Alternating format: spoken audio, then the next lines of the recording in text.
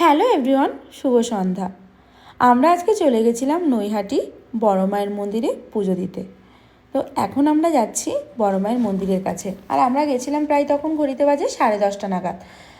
আর যেতেই দেখি প্রচুর পরিমাণে ভিড়। দেখো, মন্দিরটা তোমাদেরকে প্রথমে দর্শন করে দিলাম। ধর্ম হোক যাই যার, বড় মা সবার, সবাই একবার বলো জয় বড় মা। আর এখানে কিন্তু প্রচুর লাইন পড়েছে, সবাই লাইন দিয়ে মায়ের পুজো দিতে যাচ্ছে। তারপর আমি দোকান থেকে ডালা নিয়ে পুজো দেওয়ার জন্য লাইন দিতে যাচ্ছি। আর আমরা হেঁটেই চলেছি, কিন্তু লাইন খুঁজে পাচ্ছিলাম না কোথায়। শেষমেশ আমরা লাইনে দাঁড়িয়েছিলাম, সে কত দূরে গিয়ে লাইন শেষ হয়েছে।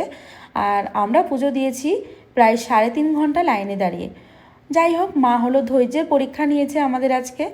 তো সেই পরীক্ষায় হয়তো সফল হতে পেরেছি, মাকে দর্শন করতেও পেরেছি আর ভালোভাবে মায়ের পুজো দিতে পেরেছি।